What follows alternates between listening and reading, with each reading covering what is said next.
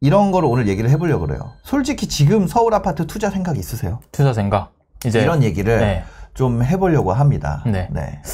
투자 생각이 있으세요는 이제 딴 사람이 아니라 저한테 묻는 거잖아요. 맞아요. 그렇죠? 그리고 저는 이제 다주택자인 입장이고요. 그 다주택자의 입장에서 서울에 아파트를 투자 생각이 있냐? 지금 현재. 그죠? 라고 하면 사고 싶어요. 진짜로? 사고 싶어요. 다주택자 취득세가 12점 몇 프로죠? 뭐 그러니까 다 이것저것 하니까 13% 내더라고요. 네, 12.4%. 네, 이제 그렇게 보죠. 아니다. 그 금액 때문에 거의 한 13% 뭐 이렇게 되겠죠. 그렇죠. 13%예요. 네, 맞네요. 그러니까 13%를 내고도 그 전제 조건이 붙으면 이제 사고 싶은데 그거죠. 가격이야 뭐 이런 게 문제가 아니라 그냥 서울에 있는 아파트가 좀 좋아질 게 눈에 보여서 아무래도 좀 더 변화된 환경도 있고요. 사고 싶은데 살 수가 없는 거죠. 왜냐면은 또 취득세만 고려해야 되는 게 아니라 그리고 뭐 투자자가 산다고 하는 아파트라고 하면 아무래도 좀 저가 주택도 있지만 고가 주택들이 많겠죠. 더 좋아질 곳들. 왜냐면 지방 거를 팔고 뭉쳐서 들어올 거니까. 그러면은 뭐 15억짜리를 산다고 하면은 취득세로 나가는 게 2억 뭐 이렇게 나가거든요. 그럼 사실 그거를 내고 들어오기에는 뭐 돈이 뭐 제가 뭐 그렇게까지 되게 엄청 많은 건 아니라서 그 금액이 부담이 되고 취득세만이 문제가 아니라 다주택자 입장에서 봤을 때는 사실상 보유세도 엄청 문제죠. 보유세. 왜냐면은 채수가 조금 있다 보면은 이게 어떻게 보면은 그 중과가 되잖아요. 그죠. 그 재산세도 문제인데 종부세도 이제 1주택을 가지고 있는 분들 대비해서 굉장히 높게 올라가기 때문에 저도 이걸 좀 짱구를 많이 굴려봤어요. 이거 어떻게 사야 될까? 그러면 뭐 정상적인 방법으로는 상당히 쉽지가 않더라고요. 그래서 취득세도 말했고 뭐 보유세도 말했고 양도세도 사실 지금 완화된다는 이야기가 있긴 한데 일단 한시적 완화가 일단 뭐 좀 먼저 나올 요량이 크고요. 중과가 폐지되는 거는 아무래도 좀 뒤로 가야겠죠. 훨씬. 그러니까 보면은 구운감자님이 어차피 법인으로 사지 않나요? 이분은 초보예요. 네, 그렇죠. 왜냐? 법인으로 지금 사면은 취득세도 때려 맞고 보유세가 일단 6%씩 생짜발이 6%가 나오거든요. 6%에 더 붙죠, 뒤에. 그렇죠. 재산세도 나가고. 그렇죠. 재산세도 나가고 6%에 플러스 뭐 지방세까지 합쳐지면은 6몇 %가 되기 때문에 그거는 감당이 어렵습니다. 그래서 사실상. 법인으로 지금 서울에 주택을 산다는 거는 진짜 말도 안 되고. 그렇죠. 지금 현재, 그래서, 뭐라 그래야 될까요? 서울에 다주택자가 추가로 주택을 취득한다는 게 너무 어려운 상황인 거죠. 너무 어렵고, 이제 제 주변에도 다주택자분들이 꽤 있으실 거 아니에요? 거의 없습니다. 거의 없고, 있는 경우는 어떤 경우냐면, 이제, 다 정리하시고 싹 다 정리하시고 말 그대로 똘똘한 한 채. 그렇죠. 다 정리하시고 사시는 경우인데 그 경우도 굉장히 좋은 케이스예요. 왜? 그 말은 뭐냐면 정리를 할 수 있다는 얘기거든요. 그러네. 근데 대부분의 다주택자분들은 정리가 안 됩니다. 왜냐면은 중과세가 붙으면 사실 실질적으로 뭐 많이 올랐다고 해도 팔고 나면 내 손에 쥐어지는 금액이 적기 때문에 이걸 정리할 수 있다는 것 자체도 굉장히 희귀한 케이스고요. 그리고 일단 그 아파트 이렇게 그 말씀하신 것처럼 서울의 아파트 투자는 굉장히 어렵고요. 오히려 서울에 만약에 접근을 하겠다라고 하면은 조금 전공법보다는 약간 둘러치기로 가야 돼요. 서울에 아파트를 한다면 지금은 뭐냐면 서울에다가 아파트를 다주택자가 산다는 것이 사실상 막혀있기 때문에 지금 서울 아파트 가격이 올라가는 것이 다주택자 때문이다는 완전 잘못된 거죠. 그렇죠. 차라리 이런 경우는 있을 수 있어요. 근데 부자예요.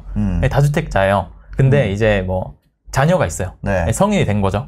그러면 얘도 이제 집을 하나 이렇게 했으면 좋겠다라고 해서 뭐 세대 분리를 한다든지 뭐 그런 식으로 돼서 한다든지 아니면 그런 거 아니면은 그냥 말 그대로 다주택자가 그냥 액면가 그대로 서울의 아파트를 살 수 있냐라고 하면은 굉장히 희박한 것 같습니다. 어려운 것 같아요. 쉽지 않다. 진짜 방법이 없어요. 오히려 그래서 차라리 좀 전공법이 아니라 둘러치기로 간다라고 하면 이런 건 가능할 것 같아요. 둘러치기가 뭐예요? 글자요정님께서 둘러치기. 둘러치기. 예를 들면 이런 거예요. 지금 문제가 되는 것들이 아파트 같은 경우에는 취득세가 높아서 1번 취득세 그리고 2번 보유세잖아요. 그죠? 2번 보유세. 일단 양도 자체는 서울에 있는 거는 사실 안 팔아도 그냥 보유만 하고 있어도 괜찮거든요. 네네네. 그 상징성이 있기 때문에. 네. 근데 요 두 개가 문제인데 이런 관점에서 봤을 때 좀 다주택자가 그나마 접근 가능한 거라고 하면 서울에 네. 오히려 약간 이런 거죠. 그 뭐 이제 서울시장님이 바뀌시면서 네. 이제 말씀하신 공급에 대한 대책들이 있잖아요. 그러면서 나온 게 뭐 예를 들면은 뭐 모아주택이라든지 네. 아니면 모아타운이라든지 아니면은 뭐 신속통합 뭐 기획이라든지 네. 뭐 이런 쪽으로 가는데 네. 이런 것들이 아무래도 어떻게 보면 아파트보다는 거래되는 거래 대금 자체도 작을 뿐더러 네. 보유세 측면에서 봤을 때도 보유세 예, 세율이 많이 나온다고 해도 네. 아무래도 들고 가기가 조금 그리고 공시지가가 더 싸니까. 그렇죠. 공시지가가 싸기 때문에 그런 면에서 봤을 때는 이런 둘러치기로 가는 둘러치기라고 하니까 그렇네요. 아니 다 네. 무슨 둘러치기 얘기를. 네. 그런 식으로 가든지 네. 아니면은 차라리 조금 재개발 쪽으로 가면은 취득세 쪽으로 갔을 때 아무래도 네. 이점이 있는 곳들 있잖아요. 토지만 가지고 있던지 얼마 이상의 네네. 네, 아니면은 뭐 분양 조합원 분양 가격 이상의 뭐 그 상가라든지 네. 아니면 뭐 뚜껑이나 뭐 여러 가지 방법들이 있잖아요. 뭐 그런 식으로 접근하지 않으면 사실 네. 다주택자는 서울에 부동산 접근하기가 굉장히 쉽지 않다. 그러니까 MJJ님도 빌라 갭 투자 이 얘기하셨는데 빌라 갭 투자 같은 경우도 취득세가 엄청 높기 때문에 네. 그다음에 빌라를 하나 취득함으로써 내가 올라가는 보유세가 뭐 잘못하면은 그렇죠. 예, 주택 같은 경우는 그렇기 때문에 주택 자체를 그냥 피해버리는 거죠. 그렇죠. 주택이 아니라 주택이 될 것을 산다는 거잖아요. 그렇죠. 네, 그래서 지금 식으로. 사실 재개발구역 이런 데 가보면 그런 게 있더라고요. 원래는 피가 붙잖아요. 네. 아파트가 될 거니까 주변 시세나 아니면 여기 뭐 오르거나 이런 거 가지고 원래 권리가 예상 권리가죠. 네. 사실 뭐 권리가가 제대로 나온 게 아니라 네. 예측 권리가. 그렇죠. 다 나와 있죠. 다 예측 권리. 예측 권리가에 피가 붙어요. 네, 그죠? 그렇죠. 예, 근데 일반 물건, 주택이 아닌 네. 뭐 근생이라든지 토지라든지 네. 아니면 도로가 큰 거라든지 네네네. 상가라든지 이런 거는 네. 피에 피가 있더라고. PP. PP가 있어요? 네. 그래서 더 비싸요. 똑같은 평인데도. 맞아요. 네. 그런 것들이 네.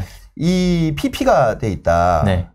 블루파님이 재개발 돈 묶일까 봐요. 맞아. 이런 네. 것도 있잖아요. 그렇죠. 예. 네.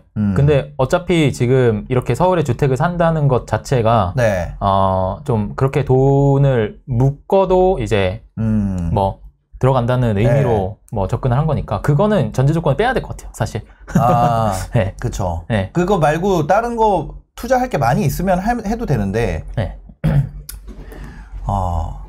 근데 이거가 사실 뭐 돈이 있고 내가 네. 시간 있고 이러면 재개발을 들어갈 수가 있는데 네. 재개발 부담금이 늘어난다는 거는 어떻게 보면은 집값도 올라간다는 얘기거든요. 뭐 그럴 수 있죠. 네. 정비구역으로 지정된 곳은 취득세 중과 포함되지 않나요? 이런 얘기를 하셨는데 네. 이게 주택이냐? 그렇죠.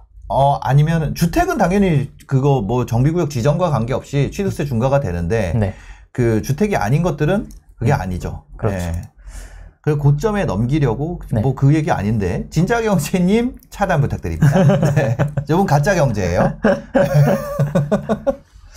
그죠. 네. 그래서 다주택자가 오히려 지금 네. 좀 이제 정권이 바뀌었잖아요. 네. 그러면서 오히려 다주택자보다는 1주택자분들이나 무주택자분들한테 기회가 많이 올 것 같아요.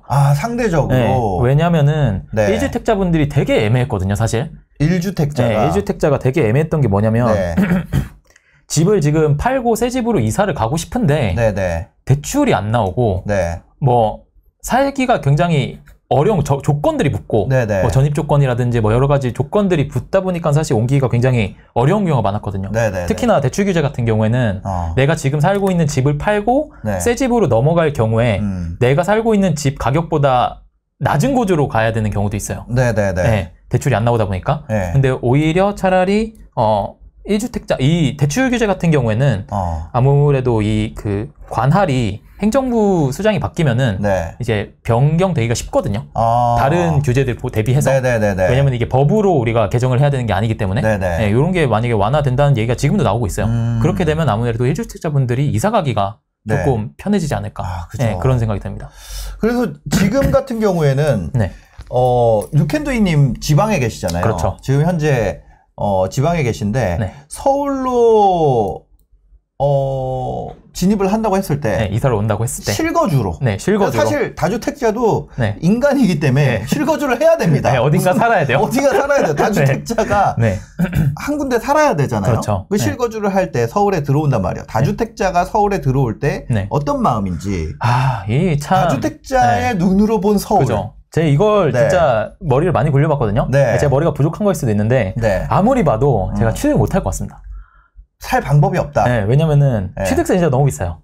그리고 이제 주택이 좀 있기 때문에 만약에 여기서 고가 주택을 내가 사게 되면은 그에 대한 보유세가 진짜 장난 아니게 오릅니다. 보유세. 네, 보유세가 너무 이미 취득되어 있는 주택이 너무 많기 때문에. 그렇죠. 너무 많은 정도까지는 아닌데 또 너무 많다고 해야 알겠습니다. 뭐 한 채만 더 있어도 많은 거죠. 적당히 많은데 그러다 보니까 한 채를 더 사게 되면 근데 그게 만약에 공시 가격 자체가 높아지게 되면 그거에 대한 보유세가 이 보유세는 그리고 내가 한 번 낸다고 끝내는 게 아니라 매년 내야 되잖아요. 네, 도트 데미지죠. 네, 그래서 독댐처럼 들어오기 계속 때문에 올라와요. 그래서 아무리 봐도 이게 내가 이걸 보유를 온자배기로 하는 거는 쉽지가 않겠구나 라는 생각에 차라리 그게 그러다가 보게 된 게 차라리 어떻게 보면은 임대로 오는 게 나을 수도 있겠다.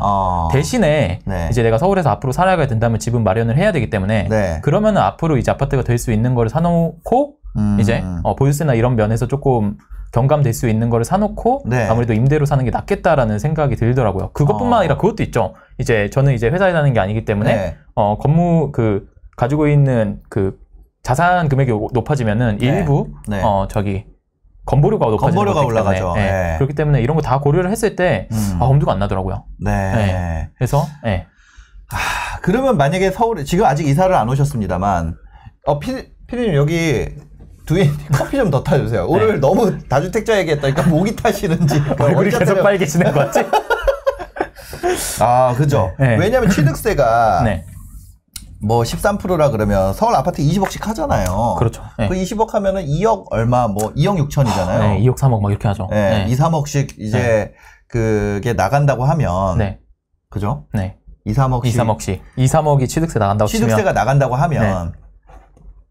그럼 그 돈이면은 월세를 10년 살 돈이니까. 월세 10년. 월세 10년. 그렇죠. 그걸 나라에게 내느냐, 집주인에게 내느냐 차이잖아요. 그렇죠. 뭐, 이거 뭐 나라에 내는 건 낼 수 있지만, 사실 2, 3억이, 뭐, 많은, 큰 부자들한테는 뭐 적은 금액일 수 있겠지만, 저한테 크거든요. 그죠. 그래서. 다 커요. 다 2, 3억. 그죠. 2, 3억이 말이 2, 3억이지. 그죠. 말이 2, 3억이지. 2, 3억이면은, 진짜 뭐지? 제네시스 이런 거 엄청 좋잖아요, 차가. 그렇죠. 우리 국산차 중에 제일 좋은 차잖아요. 제일 좋은 차. 1억씩 하잖아요. 그렇죠. 그거 세대예요. 두 세대 사죠. 두 세대 사죠. 사실 그래서 어렵다. 그죠? 그런 것 같습니다. 그러니까 그것 때문에 그러니까 취득세 커피 이거 많이 물어보시는데 저는 커피 이건 카누입니다. 그냥 죄송합니다. 뭐 좋은 커피 아니고요. 근데 진짜 취득세 장벽을 넘는다고 해도 보유세에서 눈꼭 감고 취득세를 넘긴다고 해도 보유세에서 답이 안 나옵니다. 보유세. 보유세가 얼마나 나오나요? 보유세 계산해봐야 되는데 일단 지금 1주택자들도 보유세 많다고 저기 하잖아요. 근데 이거 잘못 사면 진짜 이거 꽤 많이 나와요. 많이 나와요. 그죠. 많이 나와요. 금액 자체가 많이 나옵니다. 그리고 만약에 이게 이제 정권이 바뀌었기 때문에 취득세나 보유세 면에서 조금 경감을 해줄 수도 있잖아요. 근데 이 취득세 부분은 이게 법 개정이 돼야 돼요. 취득세는 법 개정이 돼야 된다. 취득세는 법 개정이 돼야 돼요. 그러려면은 국회를 통과를 해야 되거든요. 그러면은 지금 정권이 바뀐 것과는 별개죠. 그래서 좀 더 오랜 시간이 걸릴 거고 그 중에서도 이제 다주택자에 대한 취득세 부분은 더 오래 걸리겠죠. 아무래도. 제 생각엔 모든 규제가 다 뭐 완화 수순으로 간다고 한다면 가장 마지막에 나오지 않을까. 취득세 완화는. 그래서 그런 부분에서 봤을 때는 좀 기다리려면 오래 기다리던지 좀 뭐 그런 방법으로 접근해야 될 것 같습니다. 지금 같은 경우 다주택자가 서울에 진입할 수 있는 방법은 뭐 둘러치기로 들어가서 월세 사는 선택. 전세는요? 전세도 괜찮죠. 부인남님이 절대로 전세 사지 말라 그랬는데. 그거예요. 저 같은 사람은 그걸 제일 싫어하거든요. 돈 묶이는 거. 돈 묶이는 거. 돈 깔고 있는 거를 제일 싫어하거든요. 그죠. 네, 굴려야 되니까. 네. 그러다 보니까는 아무래도 전세보다는 저는 월세가 나은 것 같더라고요. 이거 되게 미지근한. 아유, 굉장히 미지근하네요. 마시면 더 빨개질 것 같이. 네네네. 알겠습니다. 실제로 그러다 보니까 다주택자의 진입을 잘 막아놓다 보니까 지금 현재 정권이죠. 여기서 규제로 잘 막아놓다 보니까 이제 여기에 1주택자나 진짜 무주택자분들 같은 경우에는 상대적으로 지금 기회가 있는 상황이 아닐까 이런 생각도 드는데 그렇죠. 그 부분은 어떻게 보세요? 아무래도 그럴 것 같아요. 그리고 지금 다주택자분들이 조금 착각하시면 안 되는 게 정부의 목적은 다주택자들이 집을 사는 게 아니라 주택시장의 안정화거든요. 그러면 그쵸. 정책 방향 자체가 다주택자한테 완전 유리하게 나오기는 어려울 거예요. 그래서 아마 무주택자나 1주택자 분들이 아무래도 조금 더 낫지 않을까라는 생각입니다. 근데 이게 여러분들한테 사실화라고 말씀드리는 그런 게 아니라 그냥 정책의 흐름상 그렇게 되지 않을까라는 생각이. 근데 이게 어떻게 보면 이런 게 있잖아요. 고가 아파트 같은 경우는 지금 재건축 그렇죠. 그런 아파트들 보면 그 압구정현대 압구정현대가 보면은 그게 60평짜리가 80억 거래가 됐대요. 그죠? 그러니까 이런 것들은 어떻게 보면은 뭔가 저는 그게 어떻게 합리적인 선택이 그렇게 되지라고 생각이 되거든요. 그렇죠. 그런 거는 왜 선택을 할까? 그건 거기에 실거주해야 되거든요. 왜냐면 압구정 현대아파트는 그거잖아요. 뭐라 해야 되지? 토지거래 허가구역. 그렇기 때문에 토지거래 허가구역은 무주택자가 1주택이 될 때 취득하는 거. 그리고 거기에 실거주하는 거. 그거를 전제로 이제 되는 거 아니에요? 그렇겠죠. 압구정 현대는 사실 말하니까 저도 괴리감이 느껴지네요. 그러니까. 거기 사시는 분들이. 그럼 압구정 한양? 근데 하여튼 그런 것들에 이제 들어가는 게. 근데 거기 살기도 괜찮지 않나요? 살기 괜찮아요? 그 임장 가보셨어요? 사진으로 많이 봤습니다. 진짜? 저는 거기 가봤거든요. 가면은 이거 두드러기 올라올까봐. 너무 잘 사는데 가면. 저도 지방 사람이라. 저 그거 있어요. 저 강남 임장 갈 때 차에서 안 내려. 그러니까요. 저는 너 두드러기 무슨 말인지 알아요. 너무 빨개졌어. 저 비싼 동네 가면은 차에서 안 내리고 임장하고. 그래요? 그냥 도로 돌면서 임장하고. 부동산도 잘 안 들어가게 되더라고. 확실히. 이제 연락도 잘 안 하게 되고. 그렇죠. 왜냐면 딱 들어갔을 때 돈이 있어 보여야 얘기해 줄 것 같은 느낌적인 느낌? 그러니까 가면 티 날 것 같아. 그러니까 나는 그래가지고 솔직히 마용성이면은 예약 잡고 가거든요. 가죠. 마용성 정도면. 마용성 가는데 저 여기 앞에 롯데타워 있길래 사진 찍으려다가 지방 사람인 거 티날까봐 찍지도 못했어요. 맞아. 약간 그런 거 있어. 나 두드러기 무슨 말인지 알아요. 근데 거기 가봤더니 이제 그게 있더라고요. 압구정 현대아파트 생각보다 구리던데. 밖에서 보면 구리죠.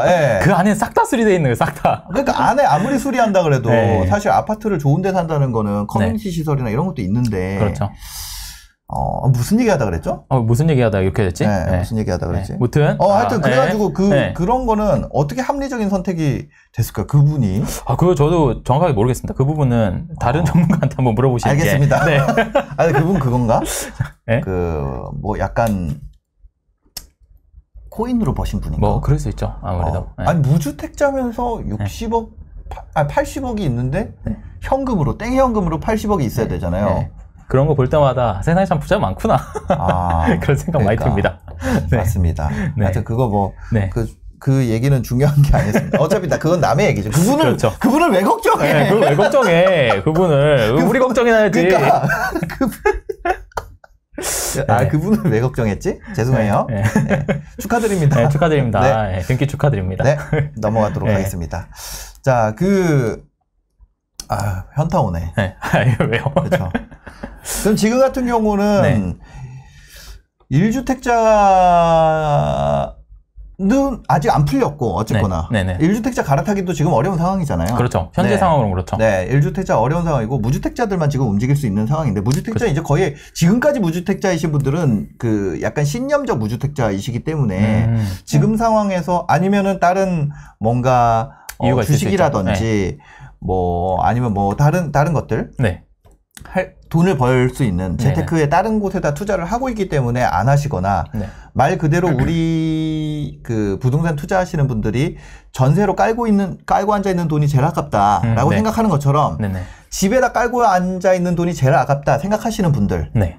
그런 분들이 이제 무주택자로 남아 있고 그러니까 재테크 고수이시거나 아니면 아예 그 신념적 무주택자이시거나 그런 거를 제외하면 뭐라 그래야 되지 진짜 뭐 살 사람 다 샀거든요. 네. 그렇지 않아요? 지금까지 무주택자인데 지금 뭐 집을 산다? 근데 사실 살 사람 다 샀다고 표현하는 것도 어떻게 보면은 뭐 통계적인 건 아니고 네. 어떻게 보면 분위기 그런 거잖아요. 그죠. 이제는 사실 되게 그런 가격대나 또 이런 청약 경쟁률을 보면 네. 사실 뭐 그렇다고 해서 살 사람 다 샀으면 청약 경쟁률이 그만큼 안 나올 수 있겠죠. 청약만 남은 거죠. 청약만. 그죠? 청약만. 네, 청약할 사람만. 네. 네, 그럴 수도 있죠. 네. 네. 근데 뭐 살 사람이 이제 다 끝났다라고 판단하는 건 사실 그거로 인해서 뭔가 선택을 하기에는 조금 데이터가 부족할 것 같고 오히려 앞으로의 방향성을 봐야겠죠. 네. 앞으로 이제 정권이 바뀌었고 뭐 여러 가지 이야기를 하시는데 그 방향성이 어떻게 가는지를 파악하는 게 오히려 더 중요하지 않나라는 생각이에요. 네. 네. 그럼 지금 같은 경우는 어떻게 뭐 1주택자, 무주택자라면 어떻게 대응을 해야 될까요? 서울이라면.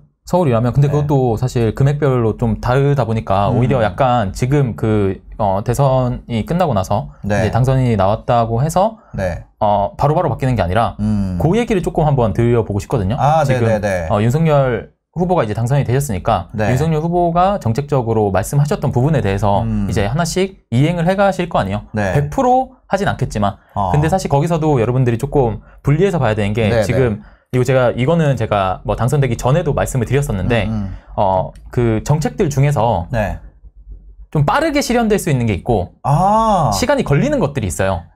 빠른 것과 느린 거. 네, 빠르게 되는 것들이 있고, 이제 시간이 걸리는 것들이 있어요. 구분이 어떻게 되냐면, 말씀하신 것들 중에서, 국회를 통과해야 되는 것들이 있거든요. 이제 법이죠. 법을 개정해야 되는 경우는 아무래도 입법부인 국회에서 판결이 나야 되는데 행정부 소관으로 변경할 수 있는 것들이 있어요.